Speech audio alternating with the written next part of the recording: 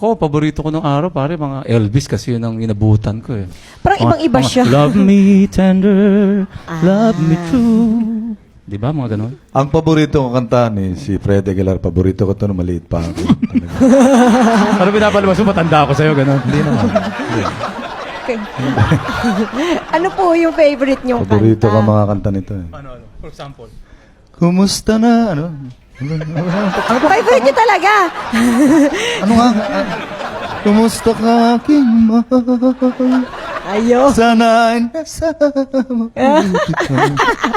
Artista. I like Kayo your po, song. Kuya Yoyoy. I like Idol ko yan si Victor nung araw.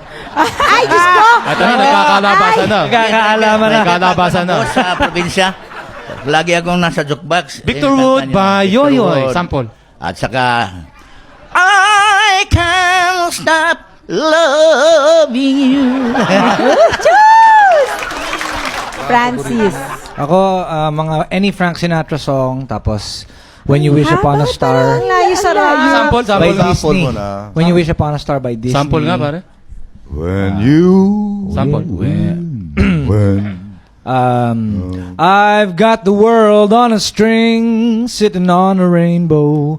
Got that string around my Galing. finger. What a world, what a life, I'm in love. Francis. Ito talaga, ito. Bakit Francis ang layo sa Natra. Francis Natra. Ako, yung una-una kong 45 na binili, anak ni Freddie Aguilar. Thank you. Ay! Una-una kong 45 na binili. Ano ako noon? Grade 6 ako noon. Upgrade. 45 pa ang uso. Mga, ito na, nagde-deny na talaga. So, syempre, nung mga oras na yun, naisip nyo ba na meron kayong sinisimulang panibagong Mga uso, trend mga o uso. trend? Actually, hanggang ngayon ganun pa rin tayo. Kung ano ang uso sa Amerika, kinokopya natin. Di ba? Ito lang na iba, tsaka si Yoyo. Ako, hindi. Hindi na kayang kopyahin. Eh. Dahil sa ngayon, hindi kaya eh. Kasama ng tilamsik ng dilab.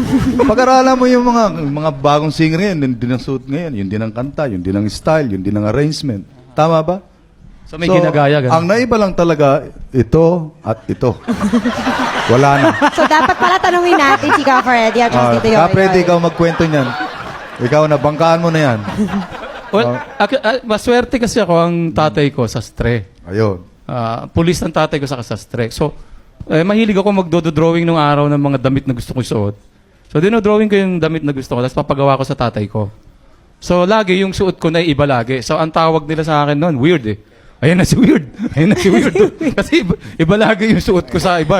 Laging iba. Ganun. Sa outfit, para sa outfit music. lagi.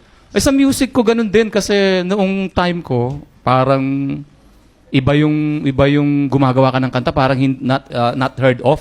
Parang hindi uso yung gumawa ka ng sarili mong kanta.